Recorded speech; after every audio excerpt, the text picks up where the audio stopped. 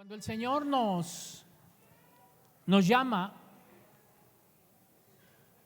antes no le conocíamos, estábamos ajenos, alejados de la gracia de Dios, estábamos alejados de su misericordia, de su favor, de su perdón.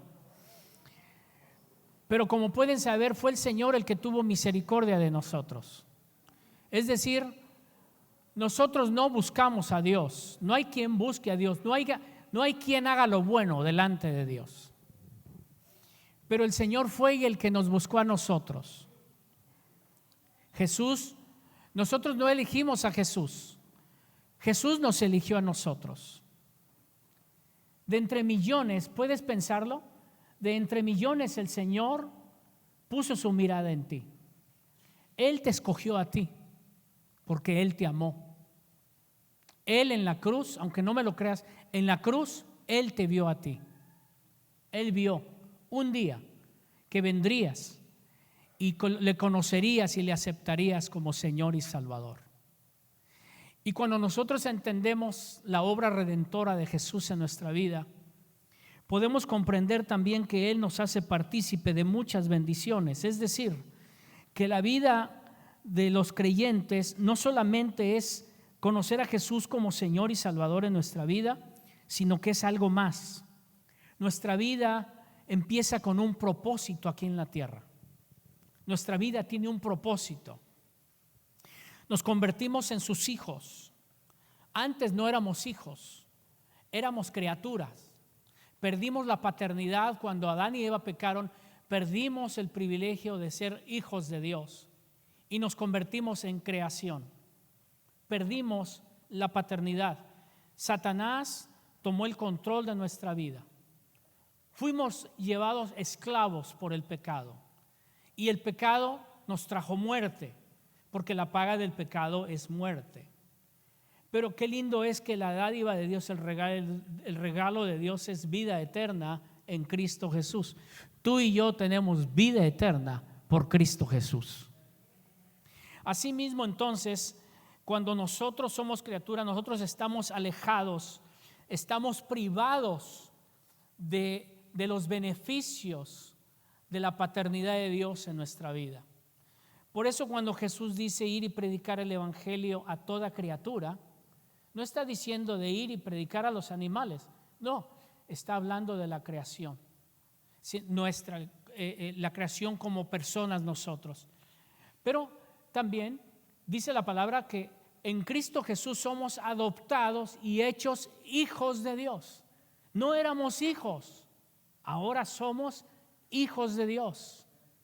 En Cristo Jesús somos hijos de Dios. Y entonces nosotros estábamos en un estado de muerte, del pecado.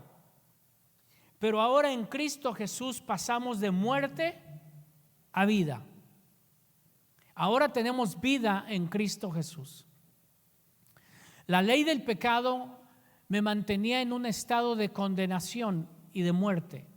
Muerte significa separación de Dios. Eso significa muerte. Muerte es estar separado de la presencia de Dios. Hay dos tipos de muerte: la muerte terrenal y la muerte espiritual. La segunda muerte es la muerte eterna, la que nos privaría de estar separados de la presencia de Dios. Pero qué lindo que Jesús en la cruz y en la tumba venció la muerte, y todo aquel que le aceptamos y creemos en Él tenemos vida eterna. Jesús dice: yo soy la resurrección y la vida. Dales ofrenda a Él. El que cree en mí, aunque esté muerto, vivirá. El apóstol Juan en Apocalipsis dice: bienaventurados aquellos en los que la segunda muerte no tiene potestad sobre ellos. ¿Cuál segunda muerte? La segunda separación, en donde son abiertos los libros y el nombre escrito en el libro de la vida no es encontrado, es separado de la presencia de Dios y es enviado a la condenación eterna. Esa es la muerte segunda. Pero los que estamos en Cristo Jesús, no solamente nuestro nombre está inscrito de la vida, en el libro de la vida, sino que también la muerte segunda no tiene potestad sobre nosotros, por la sangre de Cristo Jesús, que nos redimió y nos libró de la muerte. A Él sea la gloria y la honra. Amén. Pero por tanto también dice la palabra del Señor, precisamente en Romanos capítulo 8, en el que quiero partir, y quiero empezar a hablarte de cinco aspectos de la obra del Espíritu Santo en nuestra vida. Pero para eso, para que podamos entender la obra del Espíritu Santo en nuestra vida, tenemos que saber quién es el Espíritu Santo y de qué manera opera en nuestras vidas. De otra manera, podremos ver cómo está operando, pero si ignoramos cómo opera, entonces ignoraremos esa relación con su Espíritu Santo. El Espíritu Santo es una persona de la divinidad. Es la tercera persona de la divinidad o de la Trinidad. La palabra Trinidad no existe en la palabra, sin embargo, para que podamos entenderlo, es Dios Padre, Dios Hijo y Dios Espíritu Santo. Aunque es Dios, Jesús y el Espíritu Santo es un mismo Dios, pero quiero hablarte sobre las diferentes operaciones de cómo opera, cómo obra el Espíritu Santo en nuestras vidas. Y para que podamos entenderlo, también es que como ejemplo que quiero darte es tú mismo. Tú tienes un cuerpo, ¿sí? Eres espíritu y tienes un alma, ¿sí? Eres tres en uno. Este es un cuerpo, tienes alma y un espíritu. Eres espíritu. Entonces, pero los tres, siendo uno mismo, operan de diferente manera. El alma no está afuera. El alma opera en las emociones, en los sentimientos, en la voluntad, el alma. El espíritu, de una manera u otra, opera a llevarte, a guiarte al bien y a darte a entender cuando algo está mal, operando en la conciencia acompañada con el alma. El alma se siente atraída hacia la carne, hacia el pecado, hacia los placeres, ¿verdad? Y el cuerpo es el vehículo como instrumento en donde puedes palpar, puedes ver, puedes oír, puedes oler y ahí te sientes atraído, acompañado con esa voluntad, con esos sentimientos y esas emociones, ¿sí? Entonces, si te ofendieron unas palabras, alguien dijo unas palabras, tu cuerpo, tu oído, tus sensores escucharon esa ofensa, el alma recibió el paquete de la ofensa y empezó a guardarla en el interior y el espíritu empieza en esa pequeña argumento de deja eso, no te conviene, perdona últimamente, y ahí está esa lucha. Es una lucha interior siendo una sola persona. Bueno, la obra poderosa de nuestro Dios es tan perfecta que Dios, siendo Dios creador, Dios a través de su Hijo como redentor, una obra diferente, Jesucristo, Dios Padre, Dios Hijo, Dios Padre creador, Dios Hijo redentor y Dios Espíritu Santo santificador, que santifica, que prepara, que esa es una de las obras que vamos a estar viendo en un momento. Pero vayamos un poquito a cómo podemos ver los beneficios y la obra y el trabajo que el Espíritu Santo obra siempre, y más en estos tiempos es necesario entenderlo. La iglesia de Cristo necesita saber la obra del Espíritu Santo. Y no solo precisamente saber, la iglesia de hoy en día necesita empaparse, necesita intimarse con el Espíritu Santo. Si la iglesia no se intima, la iglesia no se relaciona con la persona del Espíritu Santo, la iglesia es fracasada. La iglesia es un club social. La iglesia es una iglesia emocional hueca que no, su palabra no tendrá ningún poder. Pero cuando hay una iglesia llena del poder del Espíritu Santo, no se necesita tanta palabrería, no se necesitan programas, no se necesitan tácticas. La pura obra del Espíritu Santo cambiará y transformará los corazones de las personas que aquellos que no le conocen, porque es el Espíritu Santo el que obra en el poder. El Espíritu Santo es el que levanta la iglesia con unción. Nosotros no cambiamos ni una mosca. Pero cuando el Espíritu Santo está en la iglesia y desciende el poder, déjeme decirle, es más, no tiene que hablar nada. El Espíritu Santo está orando ahí. Lo que tú no puedes hacer, el Espíritu Santo lo puede hacer. Aleluya. Pero mire los beneficios. Romanos 8 dice, ahora pues, ¿para quién? Para la iglesia. Ahora pues ninguna condenación hay para los que están en Cristo Jesús. Pero hay un detalle. Son para los que se conducen intimando con el Espíritu Santo. Porque dice, ninguna condenación hay para los que están en Cristo Jesús. Los que no andan conforme a la carne, sino conforme al Espíritu. Porque la ley del Espíritu de vida en Cristo Jesús me ha librado de la ley del pecado y de la muerte. La iglesia ha sido librada de la muerte y del pecado. Y ahora caminamos en vida por el Espíritu Santo. Sigue diciendo, porque lo que era imposible para la ley, por cuanto era débil por la carne, Dios enviando a su Hijo en semejanza de carne de pecado y por causa del pecado, condenó al pecado en la carne para que la justicia de la ley se cumpliese en nosotros, que no andamos conforme a la carne, sino conforme al Espíritu. Porque los que son de la carne piensan en las cosas de la carne, pero los que son del Espíritu en las cosas del Espíritu. Porque el ocuparse de la carne es muerte, pero el ocuparse del Espíritu es vida y paz. Por cuanto los designios de la carne son enemistad con Dios, porque no se sujetan a la ley de Dios, ni tampoco pueden. Y los que viven según la carne no pueden agradar a Dios. Aquí entramos en una parte muy importante. La iglesia necesita al Espíritu Santo para que podamos vencer las obras de la carne. De otra manera no vas a poder. Aquellas personas que dicen, no, yo cambio solo, yo tengo el poder, no es cierto. No es cierto. Nadie tiene poder para cambiar por sí mismo.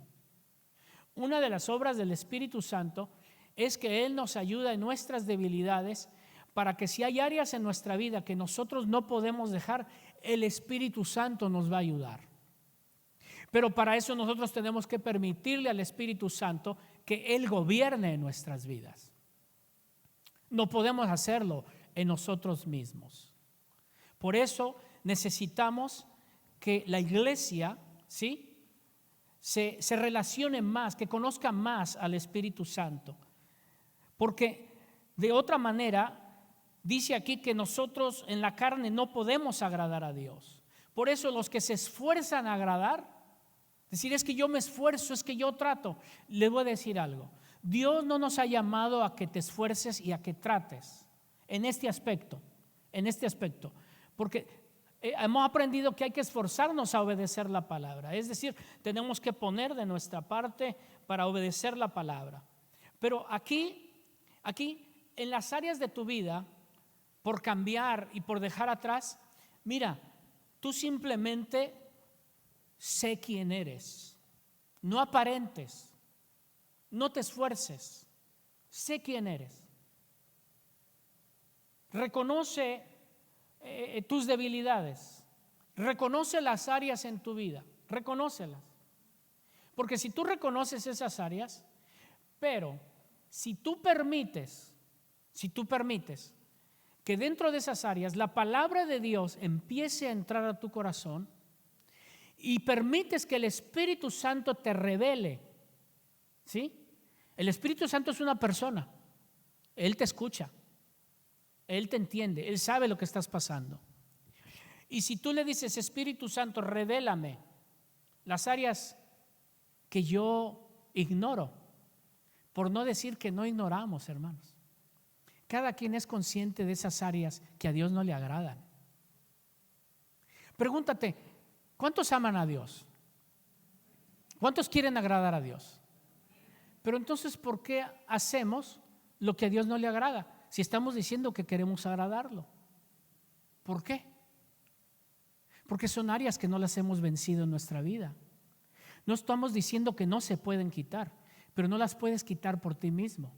Echa ventaja de la tercera persona, la divinidad que se nos dejó aquí en la tierra, para que Él te ayude. Dile: Espíritu Santo, ayúdame, yo no puedo. Ayúdame, tú sí puedes. Permito, Espíritu Santo, que empieces a hacer esa obra de santificación en mi vida. Límpiame. Quema con ese fuego purificador mi corazón, mi interior, y empieza a ayudarme a dejar las cosas atrás, aquellas cosas que no te agradan, aquellas cosas que estorban.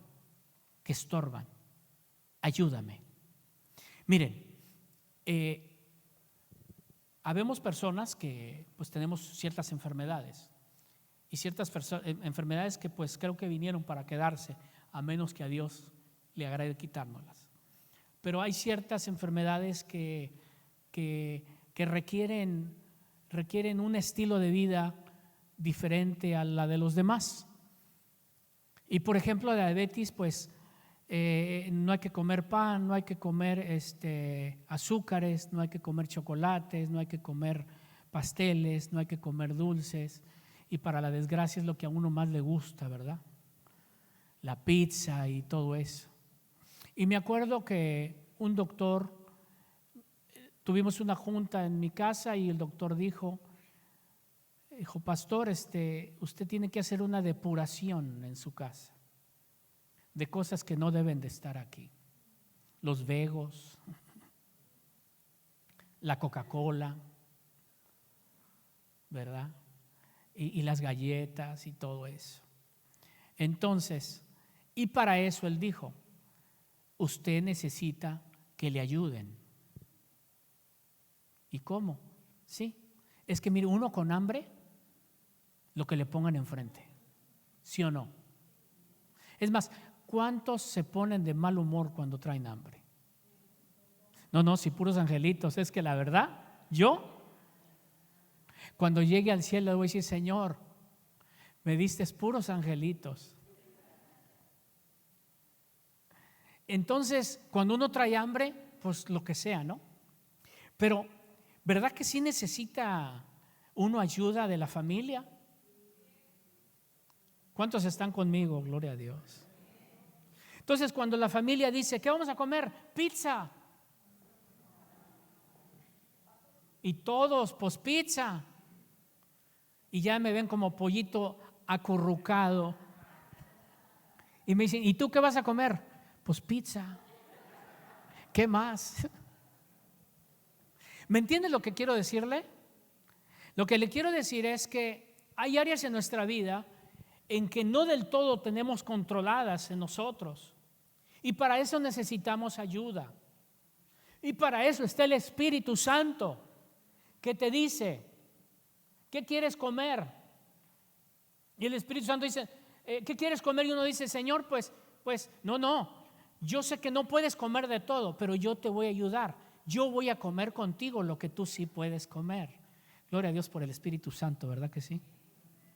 Mi esposa también me dice: ¿qué quieres comer? Le digo: ya, lo que tú quieras. No, dijo, no me digas lo que tú quieras. Tú bien sabes que tenemos que comer cierta comida. Bueno, pues entonces ella me ayuda como quiera, ¿verdad? Entonces, en esa parte el Espíritu Santo, en tu debilidad, tú quieres agradar a Dios, ¿verdad? Pero no tienes del todo dominadas ciertas áreas.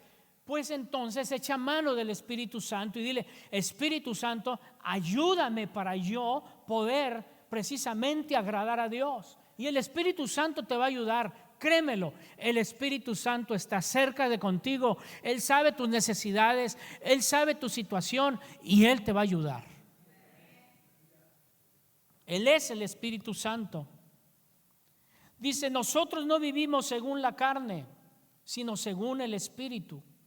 Si el Espíritu de Dios mora en vosotros, dice. Ahí hace una expresión incógnita. si es que el Espíritu de Dios mora en vosotros, significa que nosotros tenemos al Espíritu Santo. Somos templo y morada del Espíritu Santo. ¿Sabías eso? Entonces aquí nos da una resbaladita, como que vamos bien, pero aquí el apóstol dice: mas vosotros no vivís según la carne, sino según el Espíritu, si es que el Espíritu de Dios mora en vosotros. Y aquí dice: y si alguno no tiene el Espíritu de Cristo, no es de Él. Santo. Entonces, ¿dónde estamos? Entonces te pregunto, ¿tú tienes al Espíritu Santo? ¿Mora en ti? Si tu respuesta es sí, eres hijo de Dios. Pero si eres honesto y esta respuesta dentro dijiste: no lo sé, no sé si tengo el Espíritu Santo. Dice: si es que mora el Espíritu Santo en vosotros, ustedes van a vivir bajo el Espíritu y no bajo la carne. ¿Sí? Es una obra que te deja saber a ti. Es más, olvídate de lo que digan los demás de ti. Despreocúpate de lo que diga yo. Tú, asegúrate que el Espíritu Santo mora en ti y que tú vives en el Espíritu, en tu diario vivir, donde nadie te ve. No lo digo advertencia, lo digo que sepas la urgencia de tener al Espíritu Santo en tu vida. Dice: porque si alguien no tiene al Espíritu Santo, no es de Él. Si no tiene el Espíritu, no es de Dios. Ahora bien, dice: pero si Cristo está en vosotros, el cuerpo en verdad está muerto a causa del pecado, no vive más para el pecado, mas el Espíritu vive a causa de la justicia. Y esta es otra obra poderosísima. ¿Por qué es importante tener al Espíritu Santo? Porque si el Espíritu de aquel que levantó de los muertos a Jesús mora en vosotros, el que levantó de los muertos a Cristo Jesús vivificará también vuestros cuerpos mortales por su Espíritu que mora en vosotros. ¿Qué significa? Que, gloria a Dios, significa: Cristo Jesús necesitó la obra del Espíritu Santo para resucitar de entre los muertos. Fue el Espíritu Santo quien levantó a Cristo de la tumba. Y el mismo Espíritu que levantó a Cristo de la tumba, dice, vivificará, levantará vuestros cuerpos mortales. Cuando nosotros muramos, el Espíritu Santo operará la obra misma que hizo en Cristo Jesús en nosotros. Gloria a Dios. Por eso es importante amistar, relacionarnos con su Espíritu Santo. La iglesia necesita al Espíritu Santo. Y así mismo sigue diciendo: así que, hermanos deudores, somos no a la carne, para que vivamos conforme a la carne, porque si vivimos conforme a la carne moriremos. Mas si por el Espíritu hacéis morir las obras de la carne, viviréis. Es decir, que el Espíritu Santo día a día me va a ayudar a hacer morir las obras de la carne en mi vida. Día a día, día a día. A ver, hermanos, ¿usted cree que no sea posible aprender inglés? ¿Cuántos creen que ya no pueden aprender inglés? ¿Habrá alguien que dice: no, ya no me entra el inglés, pastor? Ya no. No, puros académicos, no solo ángeles, académicos tengo aquí. Fíjese, el que quiere aprender inglés, apréndase una palabra por día, una palabra. Who. Es todo. Who. ¿Qué significa who? ¿Quién? ¿Quién, verdad? Y mañana se aprende are. Are. Cuando anda en la escuela, en el supermercado, en la lavandería y haya gente, usted haga are. Are. El siguiente día, you. Who are you? Porque hoy es who, mañana are y el martes va a ser you. Who are you? El año tiene 365 días, ¿verdad que sí? Apréndase verbos, combinaciones y sustantivos y serán 365 palabras. Y si usted aprende a conjugar las unas con otras, de mí se acuerda. De mí se acuerda. Que hasta me va a pedir que ya no le predique en español, que le predique en inglés. Bueno, día a día, escúcheme, día a día, relaciónese con el Espíritu Santo. Día a día. No trate de cambiar nada, no trate de esforzarse, permita solamente que la palabra de Dios empiece a obrar en su vida y permita que el Espíritu Santo le hable y empiece a caminar en fe, empiece a caminar a practicar la palabra y ya va a ver que Dios va haciendo la obra y Dios estará quitando, de pedacito en pedacito irá quitando cosas de la carne y usted va a empezar a vivir más y más en el Espíritu. Créamelo, porque la obra de Dios es perfecta, Él no falla. Muy bien, entonces cuando entendemos esa obra poderosa, entraremos en otra parte muy importante.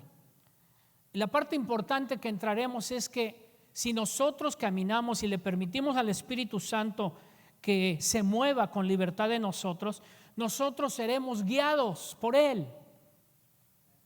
Nosotros no podemos en estos tiempos caminar a ciegas. No podemos estar adivinando, por usar la palabra de adivinar, que no es ni buena porque viene de adivinación, pero dentro del entendimiento de adivina es de descubrir algo, adivina qué color es esto, pero realmente la palabra de adivinar es de adivinar, de adivinación. Pero nosotros no podemos estar viviendo como al ahí se va, o será o no será, a ver qué pasa en la obra que estamos viviendo. La iglesia necesita ser guiada por el Espíritu Santo. El Espíritu Santo te va a guiar para que tomes buenas decisiones. Los jóvenes que se van a casar, pídanle al Espíritu Santo, si es de Dios, la relación que tienen de noviazgo. No pueden vivir confundidos, confundidas. Padres solteros que por una razón u otra ya se divorciaron y comenzaron una nueva vida.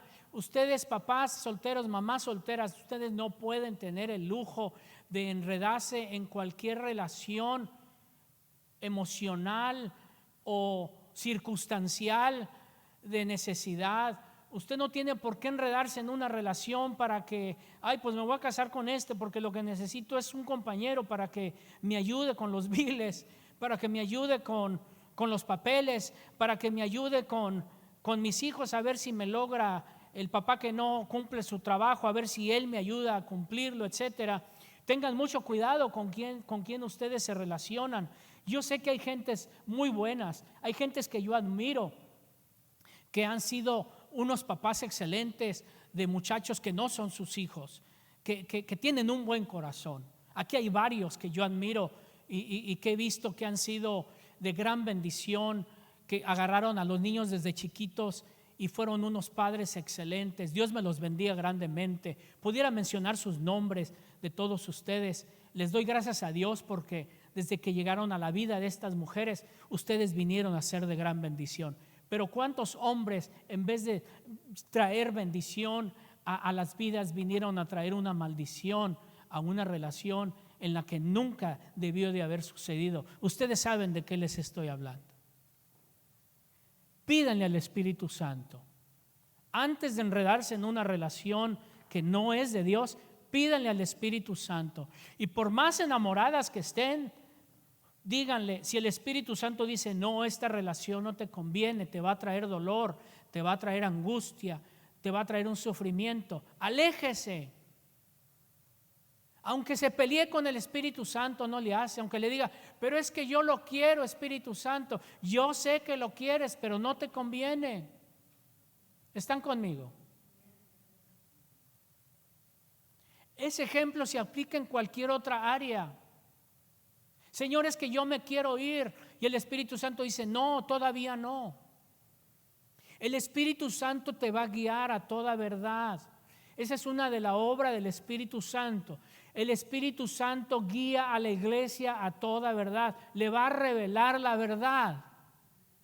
La iglesia a estas alturas tiene que tener la capacidad de discernir qué es de Dios y qué no es de Dios. Recuerde que el enemigo se viste de mentira para engañarnos. El enemigo nos va a engañar. El enemigo no se va a delatar que él es. Él te va a disfrazar un negocio, una relación, un camino que te hace pensar que es de Dios y no es de Dios. Para eso tienes que escuchar la voz del Espíritu Santo diciendo, no te vayas por ahí. ¿A cuántos les ha pasado que ha escuchado esa voz diciendo, no lo hagas? ¿Y cuántos hemos desobedecido? ¿Cuántas veces el Espíritu Santo te ha dicho, apártate de esta amistad? Te lo ha revelado, apártate, esta amistad no te conviene. Y no hemos obedecido. Como iglesia, ¿cuántas veces nos hemos enredado? Todos hemos caído en tácticas, en programas, en crecimiento, a ver cómo convencer a la gente que venga, cómo convencer a la gente que se quede en la iglesia. No, necesitamos al Espíritu Santo. Una de la obra tremenda del Espíritu Santo es que Él convence al mundo de pecado. Nosotros no. Es el Espíritu Santo el que convence al pecador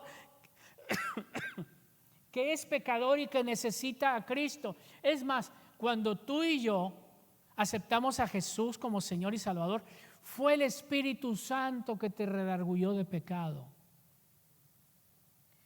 Fue el Espíritu Santo quien te reveló a Cristo y te hizo sentir que eras pecador y que necesitabas perdón. Y fue cuando ahí dijiste, sí, yo necesito a Jesús. Pero fue el Espíritu Santo. Entonces, sí, los programas, las tácticas, el ver cómo convencer a la gente es bueno, pero si nosotros dejamos atrás al Espíritu Santo y metemos nuestros propios programas, hemos fracasado. Si nosotros le decimos, Espíritu Santo, tú espérame allá, yo te llamo cuando vengas, hemos fracasado. No, la iglesia tiene que ir atrás y el Espíritu Santo tiene que ir enfrente, convenciendo al mundo de pecado. En el libro de los Hechos podemos ver que cuando vino el Espíritu Santo, porque la iglesia recibe poder cuando viene el Espíritu Santo en ella. Hechos 1:8 dice Lucas, recibiréis poder cuando haya venido sobre vosotros el Espíritu Santo y me seréis testigos. El Espíritu Santo capacita a la iglesia que se levante con pasión, que se levante con autoridad, que se levante con dinamismo para predicar el Evangelio. Una iglesia pasiva ha dejado al Espíritu Santo atrás. Necesitamos al Espíritu Santo en comunidad de fe, que se levante con esa unción y con poder y con pasión para predicar el Evangelio a aquel que lo necesita. Es una promesa, dice, recibiréis poder cuando haya venido sobre vosotros el Espíritu Santo y me seréis testigos. ¿De qué manera? Una persona llena del poder del Espíritu Santo se convierte en una persona apasionada por el Evangelio y empieza a testificar a otros lo que Cristo ha hecho en su vida y lo que Cristo puede hacer en la vida de otros. Porque enseguidita de ahí de Hechos capítulo 1 podemos ver que cuando vino el Espíritu Santo se levanta Pedro, un Pedro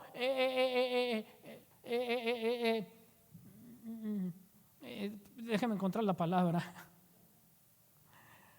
intrépido, un Pedro que saca espada y corajudo y no piensa, actúa primero y después piensa.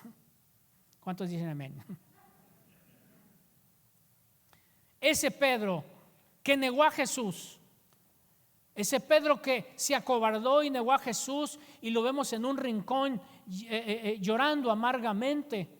Ahora podemos ver a un Pedro lleno del poder del Espíritu Santo, no acobardado, no intrépido, sino levantado en otra dimensión. No es Pedro, es el Espíritu Santo en él. y vemos a un Pedro predicar a multitudes. ¿Y qué tal? No lo dice, pero déjeme decirlo. ¿Qué tal y ahí había algunos 20 que lo vieron a Pedro negar a Jesús y llorar? No lo dice, lo recalco. Quiero darle vida a lo que le estoy hablando. Pero ¿qué tal si entre la multitud había algunos 20 que vieron a Pedro negar a Jesús y llorar en un rincón, arrepentido, acobardado? Pero ¿qué tal si ven a Pedro y se levanta y dice: hermanos, y toma la palabra y empieza a testificar de Jesús? ¿Qué tal si ellos dijeran: a ver, oye, ¿no es ese Pedro que vimos?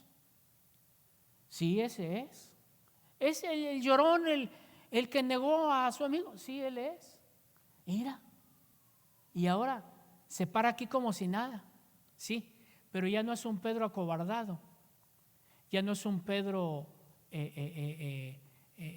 con culpabilidad. Es un Pedro que ha recibido una promesa, la promesa del Espíritu Santo. ¿Y qué pasa? Pedro empieza a hablar y los corazones empiezan a compungirse. Compungirse es a sentir tristeza, a sentir lamento. A medida que va hablando Pedro, dice que los corazones empezaron a decir: wow, o sea que nosotros crucificamos a Jesús, sí. ¿Y ahora qué hacemos? Reciban a Jesús. Y son 5,000 en uno de los mensajes primeros, con la obra poderosa del Espíritu Santo. 5,000 almas vienen a los pies de Cristo. Y después, el mismo mensaje de Pedro, en otra ocasión, vienen 3,000.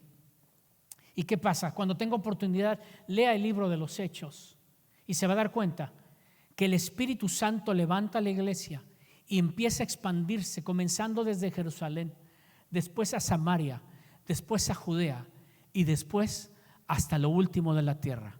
Y hasta el día de hoy, la obra del Espíritu Santo en comunidad de fe. Yo lo creo. Comunidad de fe, nos levantamos porque tenemos la promesa y el poder del Espíritu Santo. Aleluya.